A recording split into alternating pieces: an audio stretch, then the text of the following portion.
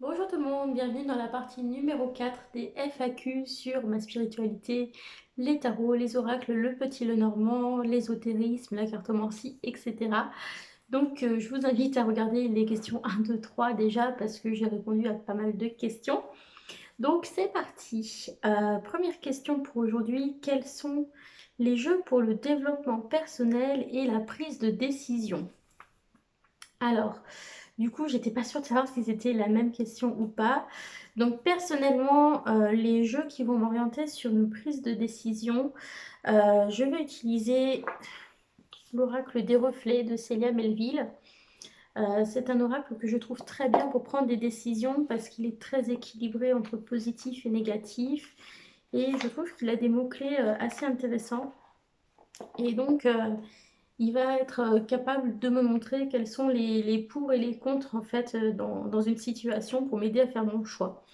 Donc je vous montre un petit peu les cartes. Il y a un côté assez psychologique et du coup voilà, je trouve que, enfin psychologique sans trop l'être non plus, hein, mais on peut l'utiliser de différentes manières, mais disons que il va faire ressortir les freins et les choses qui permettent d'y aller, quoi, on va dire. Donc, généralement, il va me permettre de comprendre pourquoi je suis face à cette décision, qu'est-ce qui est le mieux pour moi, qu'est-ce qui peut être négatif, qu'est-ce qui peut être positif, etc. Donc ça, c'est un jeu que j'aime bien lorsque je dois prendre une décision. Également, ça m'arrive d'utiliser l'oracle G, puisque l'oracle G voilà, est assez complet également. Donc, c'est aussi mon premier oracle, donc je le connais bien. Donc celui-ci, forcément, il va me parler lorsque je vais avoir des décisions à prendre.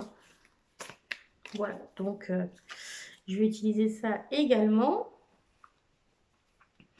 Et puis, puis sinon, un tarot, hein, donc peu importe lequel, ça dépendra peut-être un peu après du domaine dans lequel je dois prendre une décision. Mais le tarot peut être aussi une bonne solution lorsque j'ai une décision à prendre. Donc sinon, les jeux que je trouve intéressants en développement personnel, donc on va avoir l'oracle des reflets que je vous ai montré à l'instant, que je trouve pas mal. Il est pas mal parce que du coup, on peut l'utiliser de différentes manières et il est plus orienté guidance que divinatoire quand même. Sinon, pour le développement personnel, un que j'ai beaucoup aimé cette année, c'est le Reclaim Oracle de Little Darkness.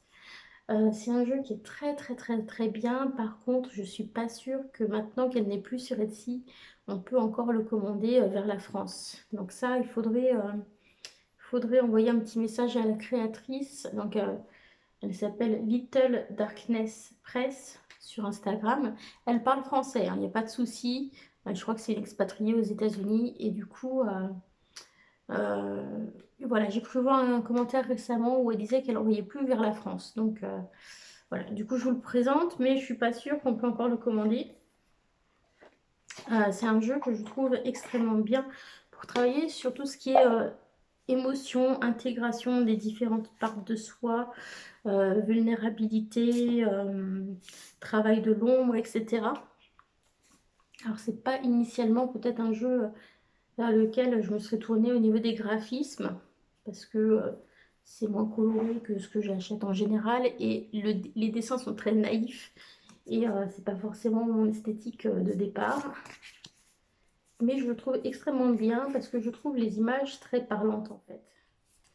Donc elles sont chacune associées avec un mot-clé. Donc les mots-clés là sont en anglais, mais sur le site de la créatrice, vous pouvez télécharger le PDF d'accompagnement en français, puisqu'il y a un petit livret dans la boîte, mais qui est en anglais, et elle l'a traduit. Voilà. Donc oui, ce jeu, je trouve que c'est vraiment une petite pépite. Je le trouve très très bien.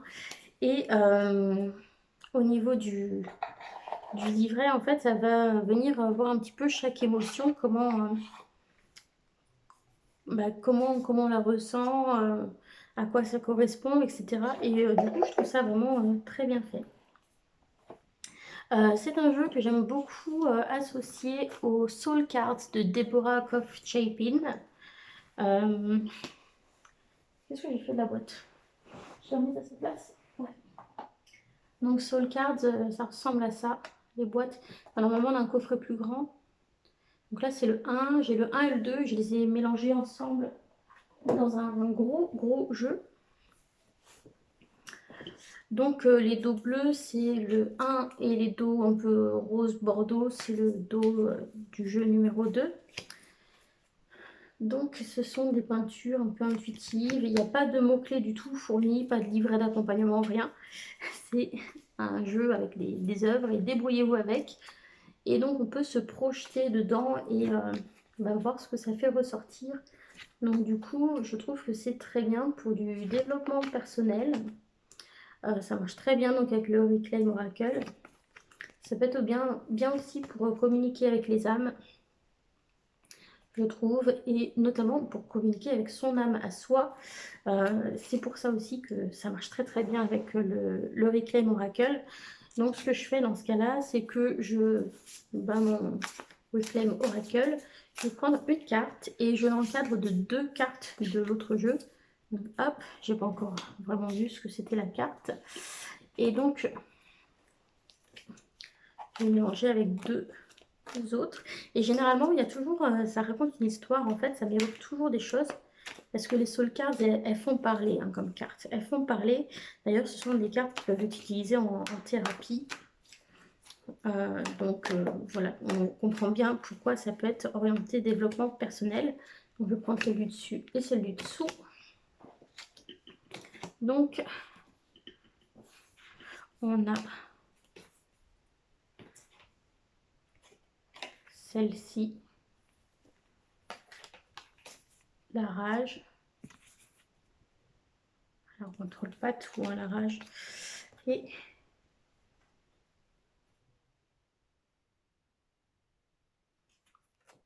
celle-ci. Donc du coup, vous voyez, ça donne une sorte de tableau comme ça. Peut-être d'ailleurs, on peut le mettre comme ça aussi. Peut-être l'avoir dans l'autre sens. Voilà, et donc généralement, ça me donne des messages assez puissants. Donc là, j'en ai déjà fait un aujourd'hui, donc ça me... Voilà. Je ne veux pas faire 2 fois le même tirage dans la même journée parce que ça ne veut plus rien dire. Mais très souvent, j'ai des choses vraiment parlantes lorsque je mélange ces 2 oracles. Donc ça, je les conseille vraiment pour le développement personnel. Toujours en développement personnel. Après, ce que je vous dis, c'est vraiment par rapport à mes goûts. Hein. Bien sûr que ça n'engage que moi. Vous n'aurez peut-être pas les mêmes recommandations si vous demandez à d'autres personnes. Mais ces 2 jeux-là, je trouve qu'ils vont vraiment bien ensemble. Et voilà, ça peut donner place à plein de choses différentes. Donc, c'est intéressant. J'aime beaucoup aussi ce jeu-là, donc Flowers Inside Cards. Donc ce sont des fleurs qui représentent les élixirs floraux qu'on fait avec les fleurs du bush australien. Donc vous avez dessus la représentation d'une fleur avec son nom et à quoi elle sert. Donc ça, je m'en sers, j'aime bien pour faire une sorte de photographie, d'instantané de ce qui me traverse, des problèmes que j'ai, des ressources dont j'ai besoin, vers quoi je dois me diriger. Voilà, ça c'est un jeu que j'aime beaucoup. D'ailleurs, j'ai commandé un jeu qui est basé sur les élixirs floraux des fleurs d'Eva, qui sont des fleurs européennes. Donc peut-être que du coup, il sera peut-être encore mieux que celui-ci. Donc je le reçois bientôt. Donc dès que j'ai, je vous présente ça. Développement personnel, toujours une pratique que je trouve vraiment liée à ça, c'est le travail sur les chakras. Donc, je vous recommande l'Oracle des chakras de Karine Sengster. Alors, sachez que la présentation de la boîte a changé parce que moi, j'ai dû l'acheter en 2018, 2019, par là, le jeu. Et donc, depuis, ça a été redécoré, la boîte. Donc, maintenant, elle est plus dans des tons rouges orangés. Mais le travail des chakras, c'est vraiment bien pour travailler sur son rapport avec soi-même, avec les autres. Et retrouver une forme de bien-être. Donc voilà, pour moi, ça, c'est du développement personnel. Et puis un autre jeu orienté un peu développement personnel, à mi-chemin entre guidance et développement personnel, je trouve, c'est La sagesse de l'oracle de Colette Baron-Reid. Donc moi j'ai la version américaine, mais il a été republié en français par un éditeur français.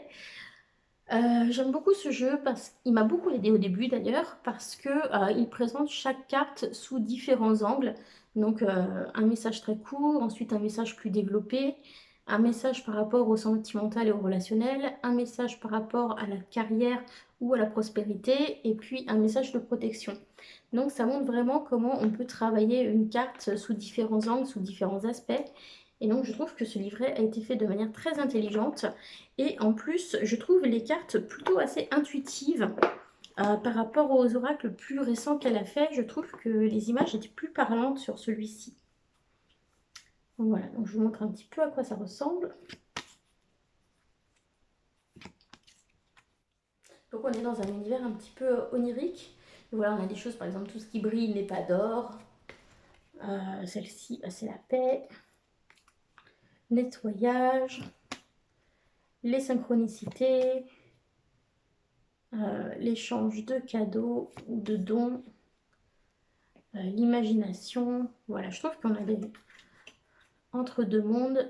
Voilà, il y a des choses vraiment sympas et assez variées dans les thèmes qui sont couverts. Donc, c'est un oracle que j'ai eu assez tôt dans ma pratique, mais je l'aime toujours autant. Je trouve que c'est l'un des meilleurs jeux qu'elle a fait. Enfin, c'est le meilleur jeu qu'elle a fait, personnellement, je trouve. Donc voilà, celui-ci, je trouve que c'est un bon oracle de développement personnel aussi. Voilà. On passe à la question suivante. Alors, dans chaque catégorie de jeu, si je devais en garder qu'un seul, lequel ça serait? C'est dur. C'est très dur de me demander ça parce que j'ai vraiment beaucoup de jeux. J'en ai plus de 130. Et si j'en ai autant, c'est parce que j'aime avoir le choix. J'aime avoir des jeux qui vont couvrir différents domaines, différents besoins. Donc c'est impossible pour moi d'en choisir qu'un. Voilà, bon, je vais essayer quand même de me plier un peu à l'exercice, mais cette réponse pourrait tout à fait varier en fonction de la période, des nouveaux jeux qui arrivent, qui sortent, etc. Donc voilà. Je vais commencer par celui qui me semble le plus simple, c'est le Petit Lenormand. Si j'en gardais qu'un, ce serait mon Piatnik. Pourtant, c'est le moins cher de ma collection, c'est le premier, c'est pas le plus moche, mais voilà, le plus ordinaire, on va dire. C'est celui qui a 6 € et quelques sur Amazon, c'est vous dire. Voilà. Mais en fait, c'est mon tout premier Lenormand. C'est celui avec lequel j'ai appris et du coup, bah, c'est ma base. C'est celui qui me sert de référence pour tous les autres petits Lenormand que j'ai achetés depuis. Et, et du coup, celui-là, je l'ai trimballé partout avec moi. Je l'ai énormément utilisé. J'ai beaucoup travaillé avec et du coup, bah, il me parle très clairement. Celui-là, je sais que je peux lui faire confiance en toutes circonstances. Et du coup, bah, voilà, il y a ce côté attachement à ce jeu, du fait que ce soit le premier, qu'on ait partagé autant de tirages, qui fait que bah, c'est celui que je choisirais. Alors que j'en ai plein qui sont beaucoup plus beaux, sans doute, qui sont tout aussi bien. Mais voilà, il y a une histoire de lien et de confiance qui s'est créée dans celui-là. Et du coup, bah, malgré que ce ne soit pas le plus beau, ni le plus cher, ni le plus rare, c'est celui je, que je crois le plus, on va dire. Voilà. Si je devais choisir qu'un seul oracle divinatoire, j'hésite un peu entre deux. Donc je vais vous dire les deux. Pas pareil, parce que je l'ai depuis le début. Mon oracle G. Clairement, c'est pas le plus beau. C'est même celui que je trouve le moins beau. Probablement dans mes oracles. C'est un de ceux qui me plaît le moins visuellement. Mais je l'ai tellement utilisé que pareil, celui-ci, je lui fais confiance. Je lui fais confiance. Donc il y aurait celui-ci. Ou l'oracle des Médéors de Stéphanie Appellant. Je le trouve très bien également. Ils n'ont pas tout à fait la même approche ni la même personnalité. Euh, Celui-ci en plus, il fait pas que divination, il fait divination et développement personnel, puisqu'on a deux catégories de cartes, il y a les bleus et les roses. Donc les bleus, c'est guidance, développement personnel, les roses, c'est divination. Mais voilà, je trouve ça très sympa, je le trouve très beau, très clair, très direct. Donc on a une carte de travail, acceptation, potentiel exacerbé, fin de cycle, croisée des chemins, rencontre forte, tristesse, message à venir aujourd'hui, lâcher prise, libération d'un blocage. Voilà, c'est des messages assez simples en fait. Grosse avancée. Vous voyez? Et le fait que ce soit dit simplement, comme ça, exprimé simplement, ça le rend très pratique et très juste. Parce que des fois, quand on a trop de petites nuances, on peut partir avec une certaine idée en tête de ce que le jeu veut nous dire, si on va dans trop de précision. Et du coup, quand on va être au moment donné, on va passer à côté de l'info parce qu'on se sera mis quelque chose d'autre en tête. Celui-ci, en fait, il donne les grandes lignes. Celui-ci, il donne les grandes lignes et celui-ci, il va pouvoir rentrer dans le détail. Donc, ils sont un peu complémentaires. Voilà, j'aime beaucoup les deux. Je ne sais pas vraiment lequel des deux je choisirais. Si je devais choisir qu'un seul oracle de développement personnel, bah, ça dépendrait un petit peu de ce que j'ai envie de faire avec. Si je veux faire du... Donc très longtemps, j'ai considéré que mon oracle de développement personnel préféré, c'était celui-ci, c'était l'oracle des chakras. Je trouve que c'est un superbe oracle. Euh, Après, en ce moment, ça fait longtemps que je ne l'ai pas utilisé là. Honnêtement, ça fait depuis la rentrée en septembre quasiment que j'ai pas fait de tirage des chakras. Alors qu'avant, c'était quelque chose que je faisais toutes les semaines. Mais tout simplement, j'ai pas eu le temps cette année. J'ai pas eu le temps de faire ce genre de choses. Donc cette année, j'ai plus utilisé des jeux axés sur l'émotionnel que sur les chakras. Et du coup, je pense que je choisirais soit le Flower Inside Cards que je vous ai montré, soit le Reclaim Oracle. Je pense que je choisirais un des deux pour vraiment du développement personnel. Et pour un jeu de guidance,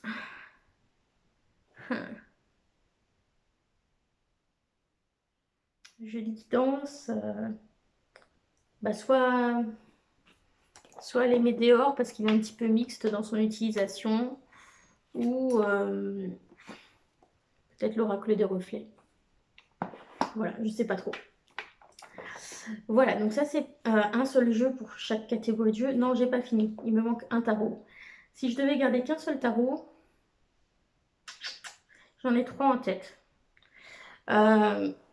Celui qui me touche le plus, c'est celui-ci. C'est le Tarot of the She d'Emily Carding. Avant, je n'arrivais pas à le regarder, les personnages me mettaient très mal à l'aise.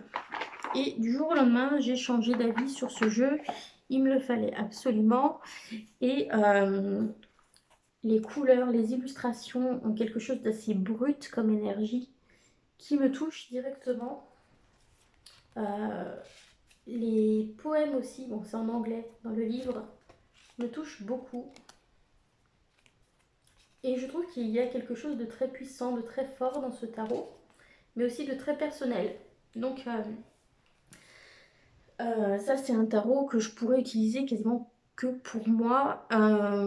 C'est pas forcément un tarot que je serais à l'aise d'utiliser avec les autres. Enfin, je les peux utiliser pour les autres, notamment parce que c'est pas forcément un graphisme qui va plaire à tout le monde. Il peut être assez brut de décoffrage dans ses messages, donc c'est pas forcément quelque chose qui va à tous. Donc ça, c'est dans l'optique où je lis pour moi. Sinon, j'ai hésité avec deux autres jeux. Donc évidemment, bah, le tarot que j'ai créé. parce que bah, si je l'ai créé, forcément, il me parle, hein, c'est moi qui choisis les images, donc ce que j'ai vu derrière les images, bah, je sais ce que ça représente pour moi. Donc c'est celui-ci, c'est le Dreams of the Past Tarot. Je vous mettrai le lien vers mes jeux dans la barre d'infos.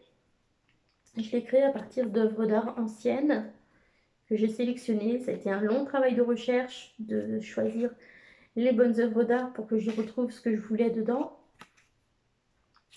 Et donc, bah, forcément, il me parle. Et puis, bah, celui-ci, je me vois plus l'utiliser un petit peu pour n'importe qui que le Tarot of the She, qui a vraiment une esthétique très, très particulière qui peut mettre mal à l'aise. Celui-ci, je pense que c'est moins le cas. Donc voilà. Et puis, un qui est vraiment passe-partout, qui me plaît beaucoup à moi, qui plaît beaucoup aux gens en général, qui est top au niveau du livret, qui est facile d'accès, enfin qui a beaucoup de qualité je trouve. C'est le Lightseers Tarot de Krisan. Voilà, donc si je devais recommander un tarot au plus grand nombre, qui plaise au plus grand nombre, ce serait celui-ci, je pense. Le dos est comme ceci. Donc moi j'ai la version américaine. Très souvent, j'attends pas que les jeux sortent en français. Je les achète tout de suite. Souvent les éditions américaines sont un peu moins chères.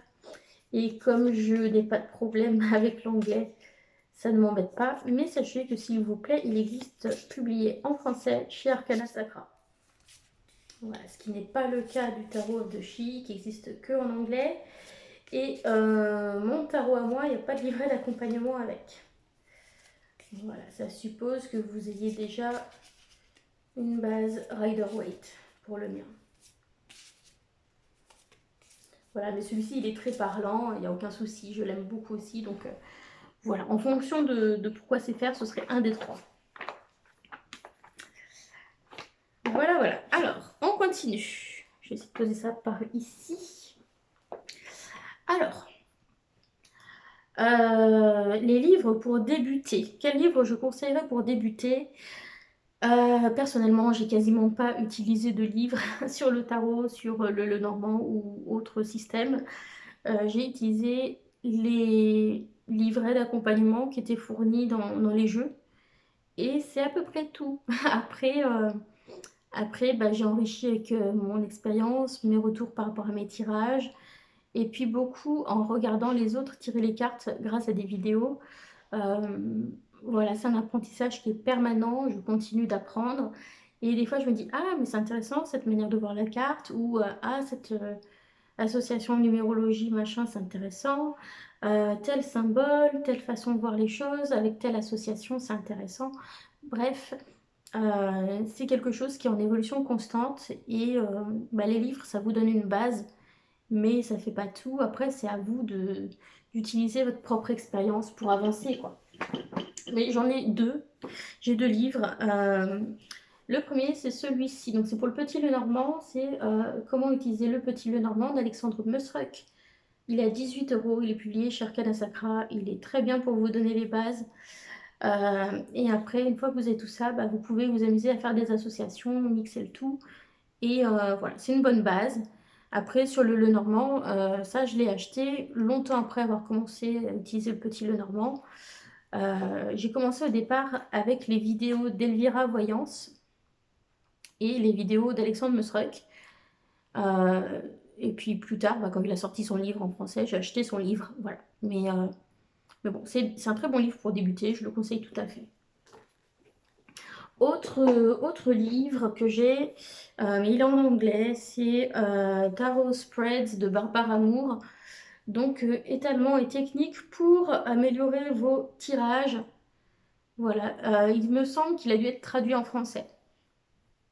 Donc en français, ça doit donner quelque chose comme tirage de tarot, étalement et technique pour améliorer vos tirages. Donc dedans, vous avez plein d'exemples de tirages.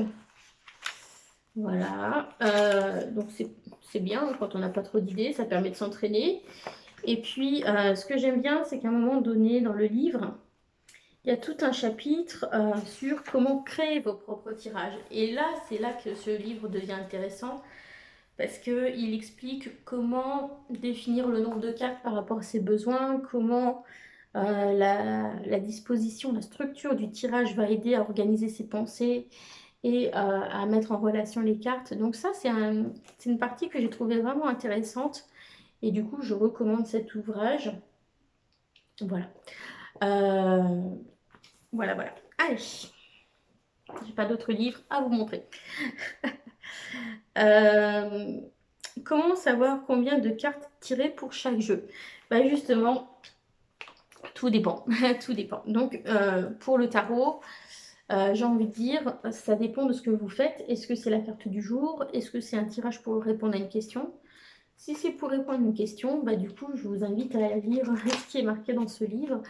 Mais l'idée, c'est de bien analyser la question que vous avez à poser et de voir en fait qu'est-ce qui permettrait de répondre à ces questions. Par exemple, si ma question c'est est-ce que c'est bien pour moi de changer de travail? Pourquoi je me pose cette question? Donc, pourquoi je me pose cette question? Comment je me sens dans mon travail? Qu'est-ce que mon travail actuel m'apporte? Qu'est-ce que mon travail actuel ne m'apporte pas?